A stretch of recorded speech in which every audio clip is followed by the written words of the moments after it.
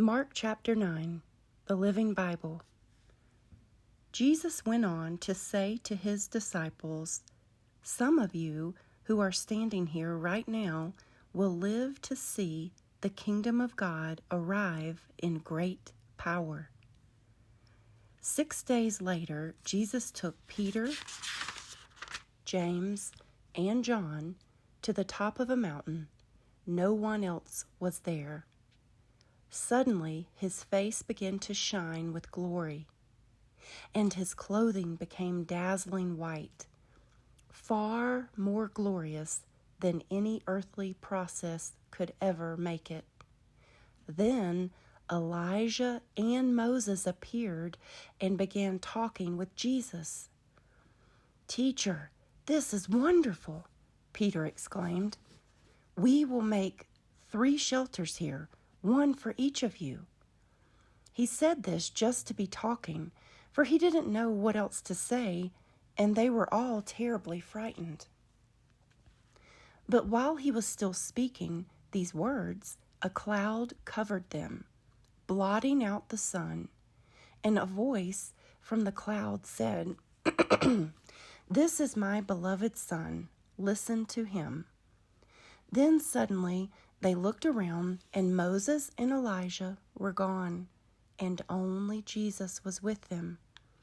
As they descended the mountainside, he told them never to mention what they had seen until after he had risen from the dead. So they kept it to themselves, but often talked about it, and wondered what he meant by rising from the dead.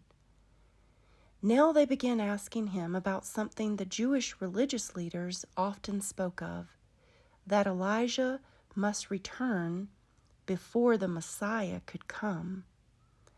Jesus agreed that Elijah must come first and prepare the way, and that he had, in fact, already come, and that he had been terribly mistreated,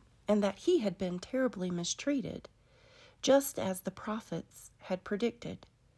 Then Jesus asked them what the prophets could have been talking about when they predicted that the Messiah would suffer and be treated with utter contempt.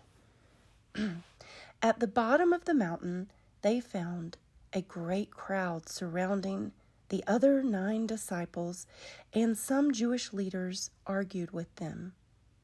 The crowd watched Jesus in awe as he came toward them, and they ran to greet him.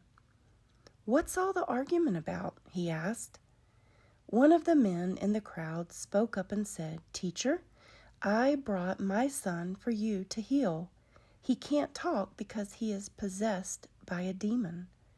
And whenever the demon is in control of him, it dashes him to the ground and makes him foam at the mouth and grind his teeth and become rigid. So I begged your disciples to cast out the demon, but they couldn't do it." Jesus said to his disciples, "Oh, what tiny faith you have! How much longer must I be with you until you believe? How much longer must I be patient with you? Bring the boy to me." So they brought the boy, but when he saw Jesus, the demon convulsed the child horribly, and he fell to the ground, writhing and foaming at the mouth. "How long has he been this way?" Jesus asked the father. And he replied, "Since he was very small. And the demon often makes him fall into the fire or into water to kill him. Oh, have mercy on us and do something if you can." "If I can?" Jesus asked. "Anything is possible if you have faith." The father instantly replied, "I do have faith. Oh, help me to have more." When Jesus saw the crowd was growing, he rebuked the demon. "O demon of deafness and dumbness," he said, "I command you to come out of this child and enter him no more." Then the demon screamed terribly and convulsed the boy again, and left him. And the boy lay there limp and motionless, to all appearance dead. A murmur ran through the crowd, "He is dead." But Jesus took him by the hand and helped him to his feet, and he stood up and was all right. Afterwards, when Jesus was alone in the house with his disciples, they asked him, "Why couldn't we cast that demon out?" Jesus replied, "Cases like this require prayer." Leaving that region, they traveled through Galilee, where he tried to avoid all publicity in order to spend more time with his disciples teaching them. He would say to them, "I, the Messiah, am going to be betrayed and killed, and 3 days later I will return to life again." But they didn't understand and were afraid to ask him what he meant. And so they arrived at Capernaum. When they were settled in the house where they were to stay, he asked them, "What were you discussing out on the road?" But they were ashamed to answer, for they had been arguing about which of them was the greatest. He sat down and called them around him and said, "Anyone wanting to be the greatest must be the least, the servant of all." Then he placed a little child among them, and taking the child in his arms, he said to them, "Anyone who welcomes a little child like this in my name is welcoming me, and anyone who welcomes me is welcoming my Father who sent me."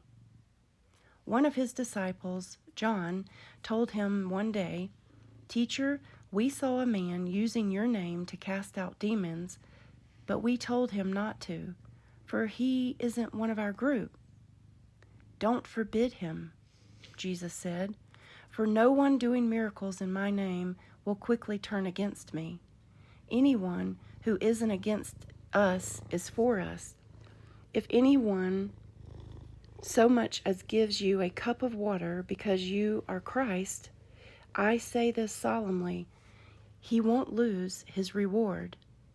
But if someone causes one of these little ones who believe in me to lose faith, it would be better for that man if a huge millstone were tied around his neck and he were thrown into the sea. If your hand does wrong, cut it off. Better live forever with one hand than be thrown into the unquenchable fires of hell with two. If your foot carries you toward evil, cut it off. Better be lame and live forever than have 2 feet that carry you to hell. And if your eye is sinful, gorge it out.